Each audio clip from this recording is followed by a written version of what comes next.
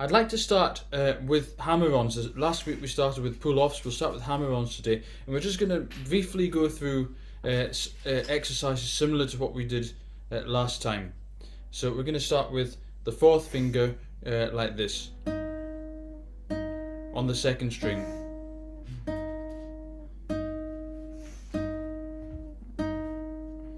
Then the third finger. Try and be very accurate about which part of the fingertip makes contact with the string. Then the second finger.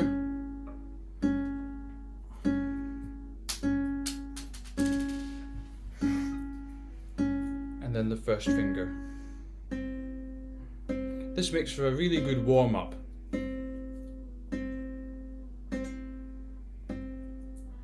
Back to the fourth finger again. Now we're going to do similar exercise with pull-offs. Starting with the fourth finger, we're going to just pull off to the open string. And if you were in last week's class and you did this, hopefully it's a little bit easier this week. Now to the third finger.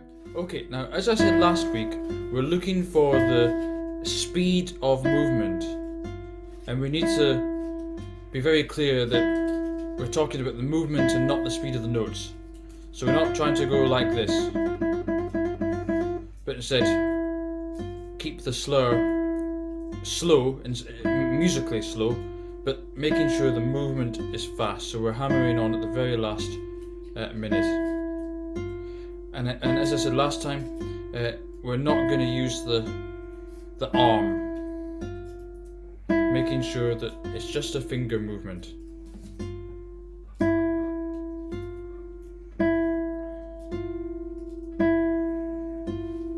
Great. Now let's move to 1 and 3. Now we're going to do an exercise which combines all of those. We're going to go 1, 2, 1, 3, 1, 4. 3 and 4 and 1, 2, 1, 3, 1, 4. Now change to the third string and do the same thing. Now fourth string,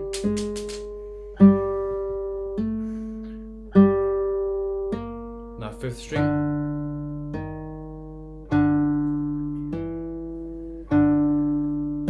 now sixth string,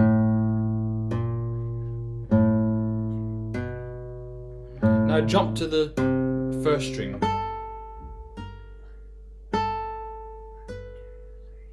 Let's just go through that again. Now second string. Do that again on the second string, but we're going to do it at twice the speed. 3 and 4 and.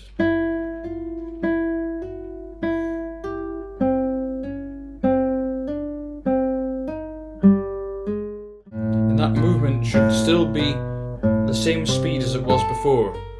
So the movement is not faster. Even though the tempo is, the movement should have been as fast as this before.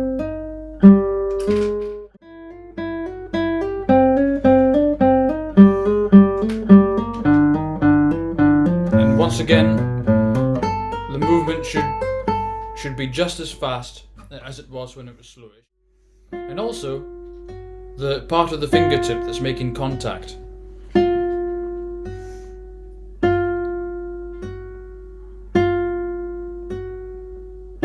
That needs to be consistent.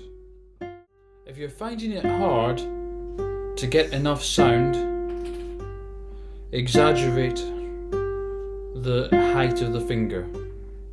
That's a good temporary thing to do. And then come down on the string very fast at that very last moment. But you want to, ideally, to have that movement as small as possible.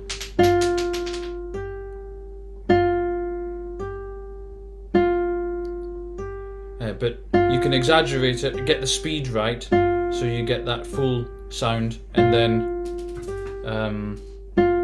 try and reduce the movement after that. Keep the speed fast, and you should be able to maintain the strength of sound on the note. Starting now. 2, 3, 2, 4, 3, 4, change string, 2, 3. Make sure your hammer-ons are not galloping. So sometimes people, in their effort to get the speed of the movement right, end up doing this. That's probably an exaggeration of what's happening, if it is happening with you. It'll be less than that. But just, you might, on your own, you might need to get the metronome on so that it clicks with every single note, not just the notes you pluck, but also the notes you slur. And you just make sure that your slur is not landing ahead of the click. Now twice as fast again.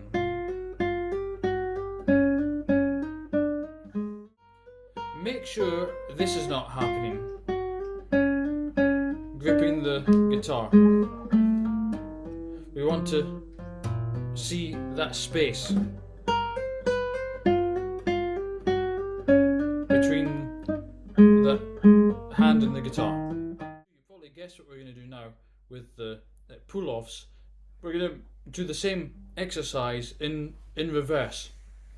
So we'll start with 2 and 1. So we did a lot 4 and 1 last time. So now 2 and 1, starting now. 3 and 4 and.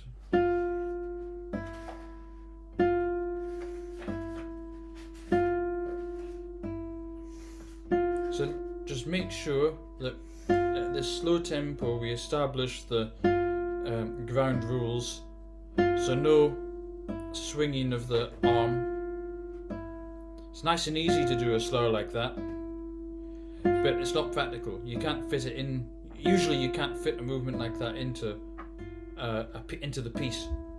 There's too many other things going on. So that's why, even if obviously you would be able to do it for the exercise, you've got to try and resist that temptation here. And just remember, with pull-offs, it's kind of like a rest stroke with the right hand. We're landing on the next string, not pulling up like this. Yeah? It lands on, in this case, on the first string. Now 4. First string.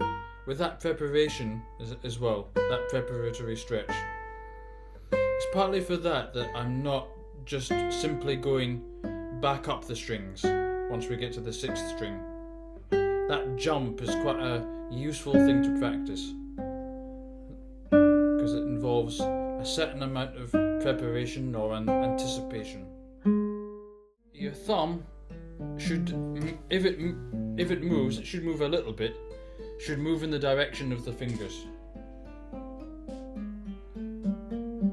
and not against the fingers, and I'll show you what I mean by that. We'll just stop here. So against the fingers would be for the thumb to be, when the fingers are on the first string, your thumb is near is kind of behind the lowest string, the 6th string, and then vice versa, like that. So there's this kind of, it's an opposite kind of movement. So when the fingers are on the high string, the thumb's behind the low string. You want the thumb to move with the fingers, so the hand moves as a unit, and then you're able to keep quite a healthy angle of the wrist for the whole thing. So now let's go to the weak finger, the combinations without the first finger, starting with 3 and 2.